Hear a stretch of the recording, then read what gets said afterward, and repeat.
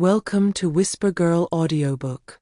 Subscribe my channel for dark romance, obsession, possessive, horror, psychological thriller audiobooks. Let's start the video. Blood Vows and Silken Chains. Chapter 1. The Night He Takes Her. Elena Russo didn't hear the gunshot that changed her life. She felt it. The vibration ripped through the floor of the restaurant kitchen, rattling pans, shattering a glass somewhere behind her. Her breath froze mid-inhale. Then came screaming. "Elena, get down." Her father's voice cracked through the chaos, sharp with panic she had never heard before. Chairs scraped. A body hit the floor. The smell of gunpowder seeped under the kitchen door like poison. She dropped instinctively, heart slamming against her ribs. Footsteps followed, slow, deliberate. Not rushed like the others. Not panicked. Measured. The kitchen door opened.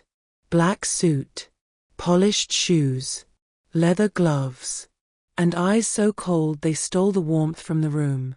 Luca Moretti. She knew his face from whispers, from warnings, from the way her father never said his name out loud.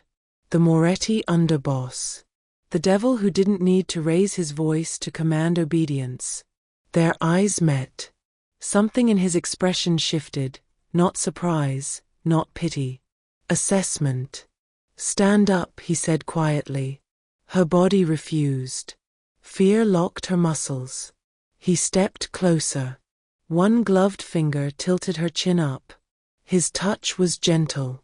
That scared her more than violence ever could. "Elena Russo," he murmured. "You look exactly like him." Her father's name hung unspoken between them. "Please," she whispered. "I don't know what he did." Luca straightened, already turning away. "Och, Ido." He nodded once. Two men grabbed her arms. She screamed her father's name as she was dragged past the dining room, past blood on white tablecloths, past bodies that wouldn't move. Her father was on his knees. Alive. Their eyes met for one final second. "I'm sorry," he mouthed. The last thing she heard before the door slammed shut was Luca's voice, calm and absolute. "Take her." Chapter 2. A Cage Made of Silk. Elena woke up in silence. Not the comforting kind, the heavy, controlled kind that pressed against her ears. The room smelled expensive. Leather. Clean linen. Something masculine and dark. She sat up sharply. A bedroom. Massive. Elegant. Locked. Her wrists were free. Her body unharmed. That confused her. The door opened without a sound. Luca Moretti walked in like he owned the air. "You're awake," he said. "Where is my father?" He didn't answer immediately. He poured himself a drink instead. "Whiskey." "Neat." "That depends," he said finally, "on you." Her chest tightened. "On me doing what?" He crossed the room, stopping just far enough away that she couldn't touch him, but close enough to feel his presence like heat. "You belong to me now," he said simply. Her laugh came out broken. "You kidnapped me." He tilted his head, almost amused. "No," he corrected. "I claimed what was owed." She backed away until the bed hit the backs of her knees. "I'm not a thing," she said. Luca leaned down, bracing his hands on either side of her, caging her in without touching. "No," he agreed quietly. "You're much more dangerous than that." Their eyes locked. And in that moment, Elena understood something terrifying. He wasn't going to kill her. He was going to keep her. Chapter 3. His rules, written in blood. Luca Moretti believed in rules. Not the kind people talked about, laws, morals, mercy. Those were decorations, things men pretended to care about when they wanted to sleep at night. His rules were simpler. Control everything. Trust no one. Never let emotion touch the trigger. Elena Russo was already breaking the third. He watched her from the doorway as she paced the length of the bedroom like a trapped animal. Barefoot, hair loose around her shoulders, fear sharpening every movement. She hadn't screamed again. That mattered. Most women cried, begged, tried to bargain. Elena had done none of that since waking. She asked questions, measured him, studied the room. Smart, dangerous. You've been walking for 47 minutes, Luca said. She froze mid-step. You're counting? She asked, turning to face him. I count everything. Why? So I know when something changes. Her jaw tightened. Am I something? He didn't answer. He crossed the room and sat in the chair opposite the bed, posture relaxed, eyes alert. Predator calm. There are rules, he said. You'll follow them. She folded her arms. And if I don't? A faint smile touched his mouth.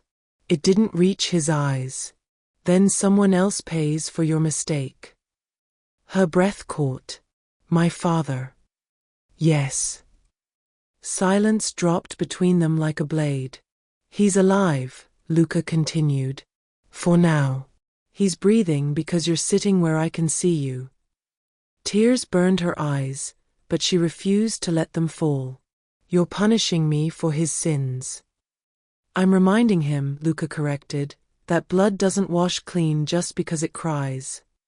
She shook her head. This is sick. He stood slowly. This is the world you were born into. You just didn't know it. He stopped a few feet away. Rule 1, he said. You don't leave this room unless I allow it. She laughed bitterly. You've locked the door. Yes. But permission matters. Learn that early.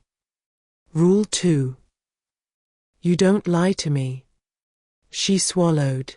What if the truth gets me killed? Luca leaned closer, voice dropping. Then I'll decide if you deserve to live anyway. Her pulse raced. And rule 3. He hesitated. Just a fraction. You don't try to seduce me. Her eyes widened. Excuse me. I don't touch what I don't control, he said coldly. And I don't fuck hostages. Heat rushed to her face. Anger, humiliation, something dangerously close to something else. Trust me, she snapped. That won't be a problem. His gaze flicked over her slowly. Intentionally. Like a reminder of power. We'll see. He turned to leave. Wait, she said. He stopped but didn't face her. What happens to me? She asked quietly. When this is over. Luca paused long enough for her to hope. Then he spoke. This doesn't end, he said. It only transforms. The door closed. The lock clicked. And Elena slid down the wall shaking, not from fear alone, but from the terrifying realization that some part of her had been listening too closely to the sound of his voice. Chapter 4. When Fear Turns into Need. Elena learned the sounds of the house before she learned its layout. The low hum of electricity in the walls. The distant footsteps of guards changing shifts. The click of Luca's lighter late at night, always once, never twice. Time stretched strangely inside the room. Meals appeared without warning. Books she hadn't asked for sat on the table. Clean clothes replaced the old ones she'd been wearing the night she was taken. Control disguised as kindness. On the 4th day, the lock clicked. Elena looked up from the bed, heart slamming. Luca entered alone. No guards. No weapon visible, though she knew better than to believe that meant unarmed. You're losing weight, he said. Her mouth went dry. You're watching me. Yes. Why? Because weakness changes people. She swung her legs off the bed. Is this another rule? No, he said. This is an observation. He placed a tray on the table, food still warm. Real food. Not punishment rations. She hesitated. Eat, he said. Is my father alive? Luca's jaw tightened. He was this morning. Her hands trembled as she picked up the fork. She hated that her body obeyed him so easily. Hated that hunger overpowered dignity. He watched her eat like it mattered. The silence grew thick. Why me? She asked finally. If this is about revenge, kill me. If it's leverage, use me. But this, she gestured to the room, the clothes, the food, this makes no sense. Luca sat across from her. Your father didn't just betray me, he said. He tried to sell my location. Names. Routes. My life. Her breath caught. He failed, Luca continued calmly. But betrayal leaves a stain. It has to be answered. With me. With what he loves. She flinched. He loves his business more than me. Luca studied her face, searching for the lie. Maybe, he said. But he loves the idea of you surviving him. She looked away. You're not what he expected, Luca said. Her voice cracked. Neither are you. Something dark flickered behind his eyes. He stood abruptly. Get dressed. Her head snapped up. What? You're coming with me. Fear rushed back sharp and hot. You said I couldn't leave. I said you couldn't leave without permission, he corrected. This is it. She followed him down the hall, pulse roaring. The house revealed itself in fragments. Marble floors, shadowed corridors, men who looked away when Luca passed. They stopped at a door overlooking the city. Luca closed it behind them. This is my office, he said. You don't touch anything. She nodded. He poured a drink, hands steady. Too steady. Sit, he ordered. She did. Minutes passed. He said nothing. Finally, she broke. If you're going to hurt me, just do it. His head snapped toward her. I haven't touched you, he said sharply. You don't have to, she whispered. You're already inside my head. Silence slammed between them. Luca stepped closer. Fear is useful, he said quietly. It keeps people alive. Then why does this feel like something else? She asked. He stopped inches away. Too close.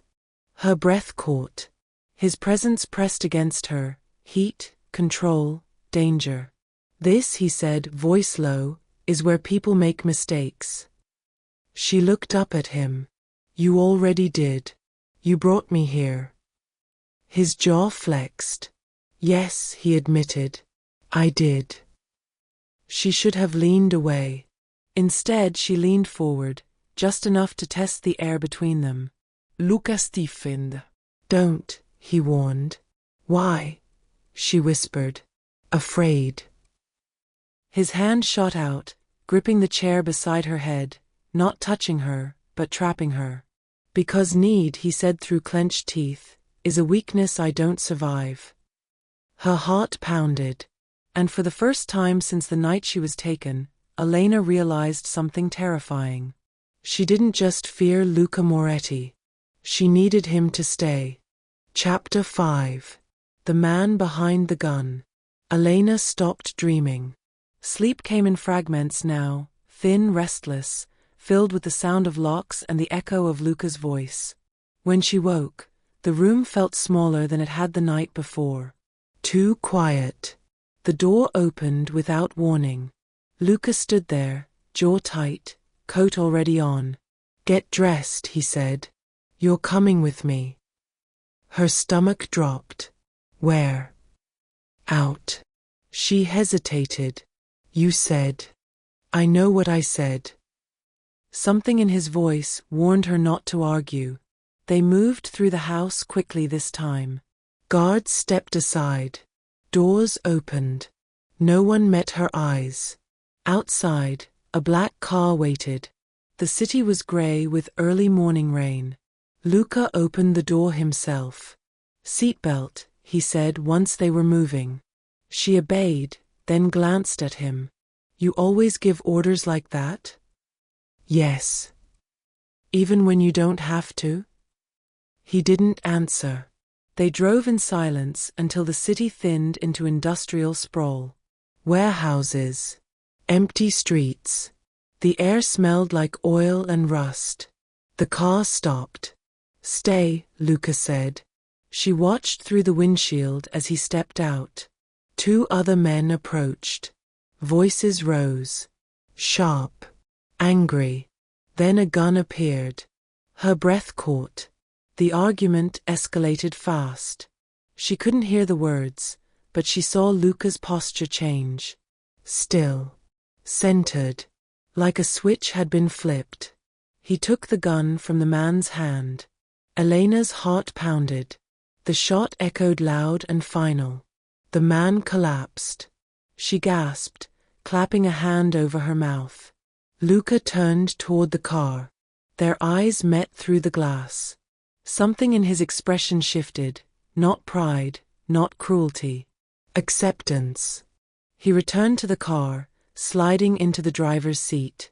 Blood speckled his sleeve. She stared at him. "You killed him?" "Yes." "Just like that?" "No," he said quietly, after he begged. Her stomach twisted. "How can you live with that?" He started the car. "Because if I don't," he said, "someone else dies instead." Silence swallowed them. After a moment, she whispered, "Is that what you tell yourself?" His hands tightened on the wheel. "It's what's true." Rain streaked the windows. The city blurred. She swallowed. "Did my father beg?" Luca's jaw hardened. "He hasn't yet." She turned away, fighting tears. Back at the house, Luca walked her inside but didn't leave immediately. "You needed to see it," he said. "Why?" "So you'd stop romanticizing me." She laughed weakly. "Trust me. There's nothing romantic about this." He studied her face. "Good," he said. "Then you might survive." He turned to go. "Luca," she said softly. He froze. "That man," she continued, "was he someone you loved once?" Luca didn't face her. "Yes." Her chest tightened. "That's the cost," he said. "Remember it." The door closed behind him. Chapter 6. She tries to run. Elena didn't plan it. That was the lie she told herself later, that if she'd planned it, maybe it would have worked. The opportunity came disguised as mercy. The door was unlocked. Not wide open. Not inviting. Just unlocked. Her heart noticed before her mind did. She stood frozen in the middle of the room, listening. No footsteps. No voices. The house breathed around her, slow and unaware. This was a test, she thought.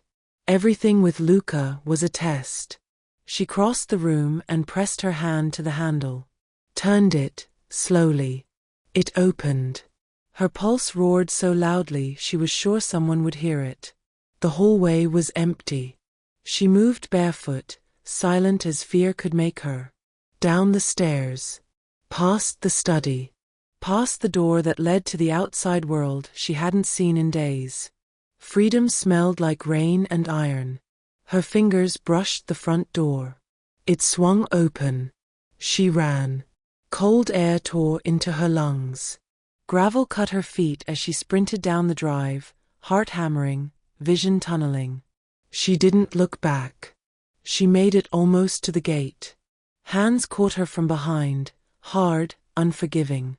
She screamed once before a hand clamped over her mouth. Enough. Luca's voice was low, furious, controlled. He dragged her back inside like she weighed nothing. She kicked, bit, fought. "Let me go," she screamed.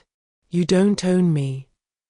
He shoved her against the wall, forearm braced beside her head. His chest rose and fell fast, too fast. I told you not to leave, he said. You kidnapped me, she cried. You kill people. You. His hand slammed into the wall inches from her face. The sound cracked through the hallway. She froze. Silence followed, heavy, dangerous.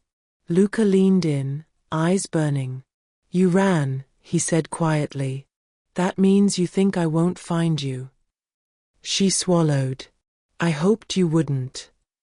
That, he said, voice dropping, is what hurts. Her breath caught. Hurts who? His jaw tightened. You don't get to hurt me, she whispered. Not after everything. His hand rose. She flinched. He stopped. The space between them pulsed. Rage, restraint, something darker. I should lock you down, he said. I should remind you what happens when people disobey me.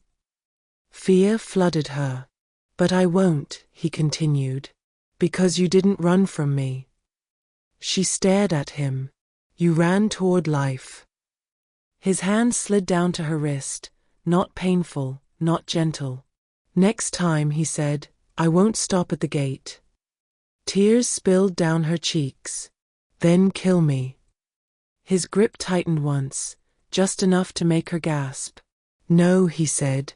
That would be mercy. He released her and stepped back like she burned. Go to your room, he ordered.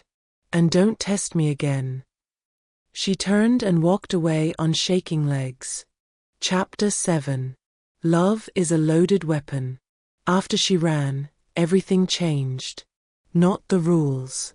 Not the guards. Not the locks. The air. Luca no longer stayed away.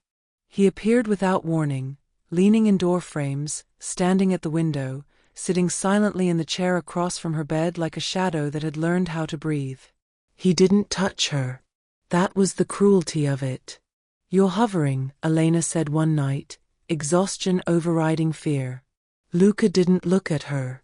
You're alive. That's not the same thing. He turned then, eyes sharp. It is in my world. She held his gaze. Is it the only thing that matters to you? For a long moment, he said nothing. Then, it used to be. Footsteps echoed in the hall. A guard appeared, tense. Boss, he said. We have a problem. Luca stood immediately. Stay here, he ordered Elena. She rose too. No. He paused, clearly torn between command and instinct. Stay close, he said instead. They moved fast through the house, down into the lower levels Elena hadn't seen before. Concrete replaced marble. The air grew colder. A man was being held in the center of the room, bloodied, shaking, terrified. Name, Luca said. The man stammered it. Why were you watching my house? Luca asked calmly. I was told to, the man cried. I didn't know she mattered. Elena's breath caught. She? Luca repeated softly. The man looked at Elena.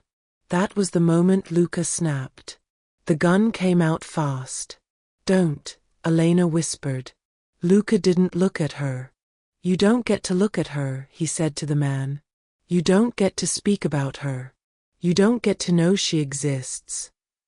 The gun pressed against the man's forehead. Elena grabbed Luca's arm. Please, don't do this. His body went rigid at her touch. Slowly, dangerously, he turned his head toward her.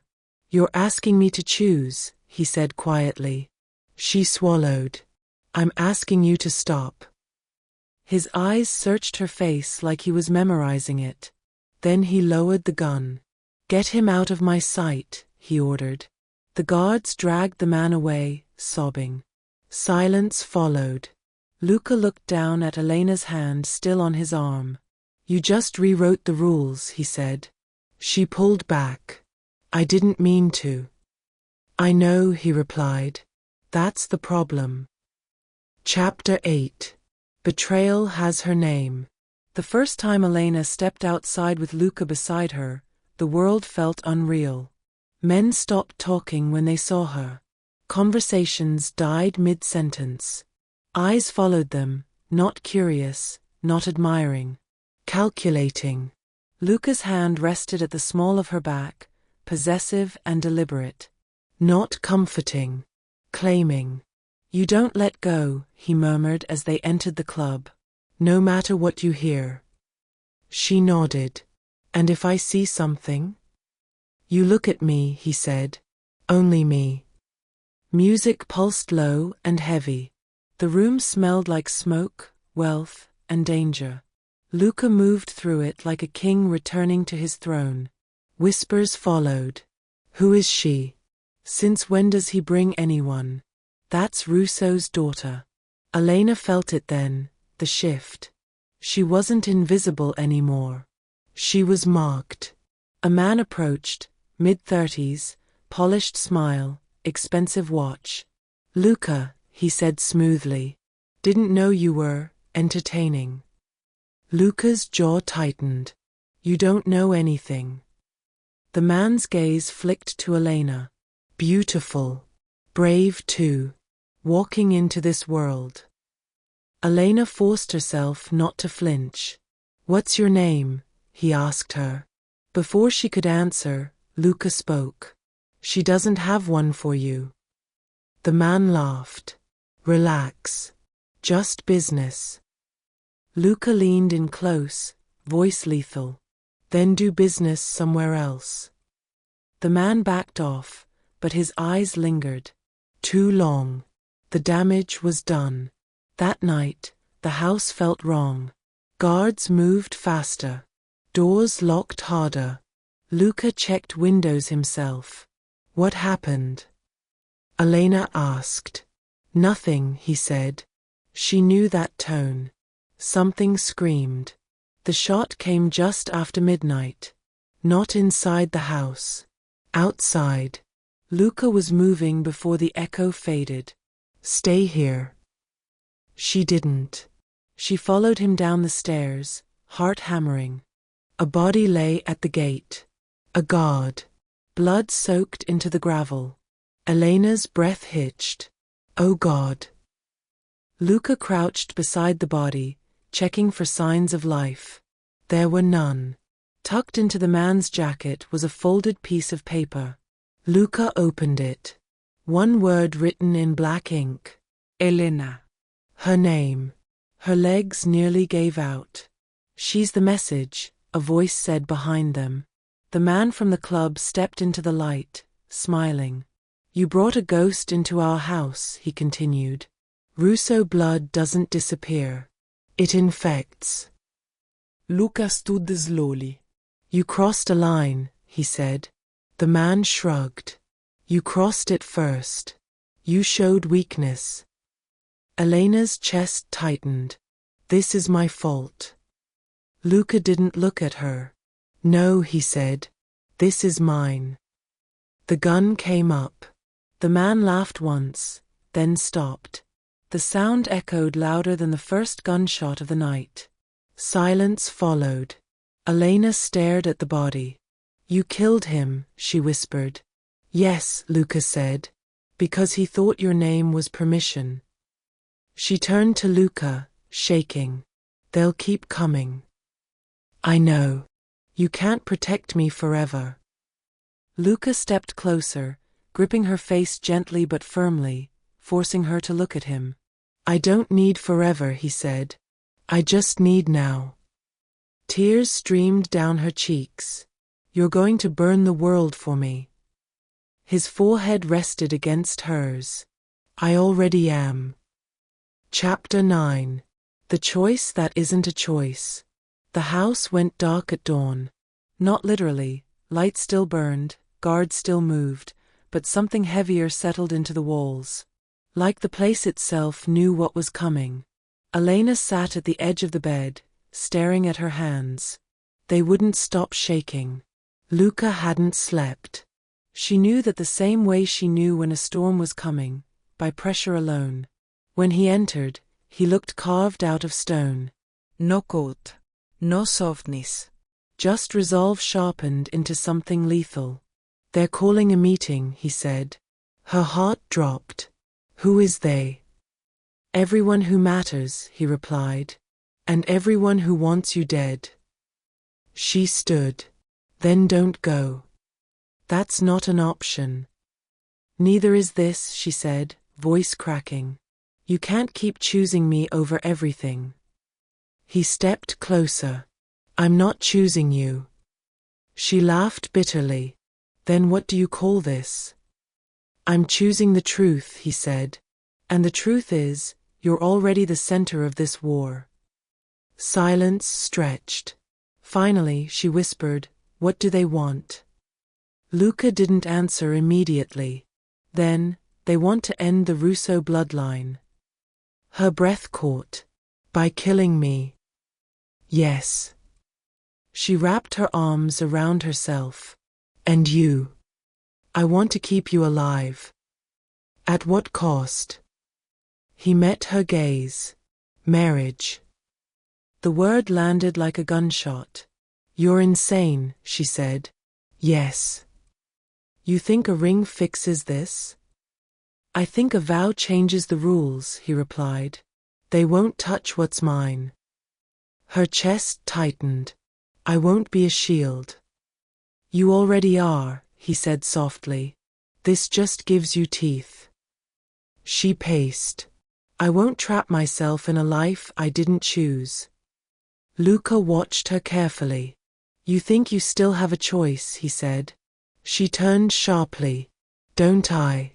He stepped close enough that she had to tilt her head back to see him. Tell me, he said quietly, where would you go? She opened her mouth. Nothing came out. Who would protect you? He continued. Who would hide you from men who kill for sport? Tears filled her eyes. You're forcing me. No, he said. I'm preventing your funeral. She whispered, if I say no? Luca exhaled slowly. Then I'll still protect you, he said. I'll just do it as a tyrant instead of a husband. Her breath hitched. That's not a choice. He brushed a tear from her cheek with his thumb. I warned you, he murmured. This world doesn't offer fair ones. She looked at him, this man who had caged her, saved her, destroyed for her. What happens if I say yes? She asked. His voice dropped. Then you stop being a target, he said, and start being a queen. Silence. Then quietly, and my father?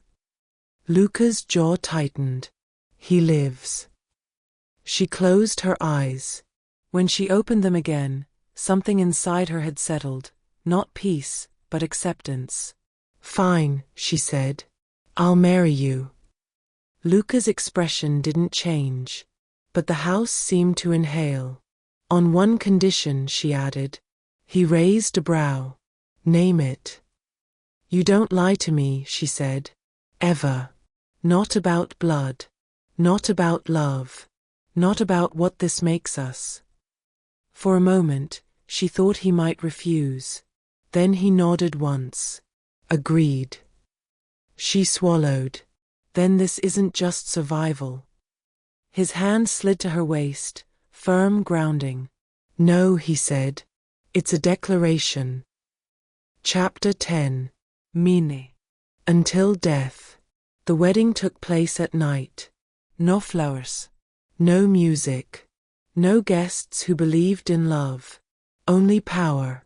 Elena stood in a black silk dress that clung to her like a second skin. Not white, never white. Luca had chosen the color himself. Purity is a lie, he'd said. Truth is darker.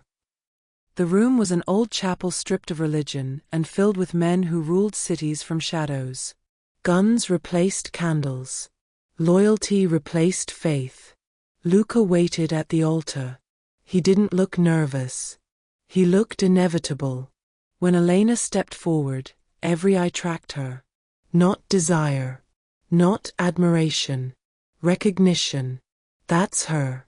That's the woman he chose. She stopped in front of him. For the first time since the night he took her, Luca's gaze softened, just enough for her to see the man buried under the monster. You can still walk away, he murmured. She almost laughed. And go where? She asked quietly. A priest spoke words that meant nothing. Vows written by men who understood blood better than love. Do you accept him?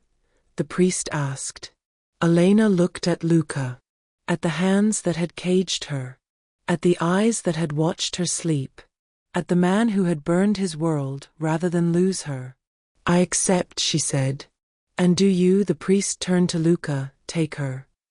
Yes, Luca said immediately. The room exhaled. Luca took a knife from the altar and pressed it gently to Elena's palm. Blood binds stronger than words, he said. She didn't hesitate. He cut his own hand and clasped hers. Blood spilled between them. The priest nodded once. It is done. Luca leaned close, lips brushing her ear. Mine, he whispered. Until death. They didn't consummate the marriage that night. They didn't need to. The attack came before dawn. Gunfire shattered the silence. Alarms screamed. Men ran. Elena woke to Luca pulling her from the bed. They're inside, he said calmly. Too calmly. She grabbed his arm. This is because of me. Yes, he replied. And because of you, it ends tonight. They moved through the house together, side by side. She saw him then, not as a captor, not as a husband. As a war. Blood painted the halls. Luca moved like death with a pulse, precise, merciless. A man cornered Elena. Before she could scream, Luca fired. The body hit the floor. Luca turned to her, eyes wild. Did he touch you? No. Did he look at you? She nodded. Luca fired again. She flinched. Then, she didn't. Something inside her locked into place. When the last gunshot faded, the house stood silent. Bodies everywhere. Luca returned to her, breathing hard, blood on his hands. It's over, he said. She stared at him. At what loving him meant. At what being his meant. She stepped forward and pressed her forehead to his chest. Say it again, she whispered. His arms wrapped around her fully, finally. Mine, he said. Always. She closed her eyes. And accepted the truth she could never escape. She had not been saved. She had been chosen. And the world would bleed before it took her away from him.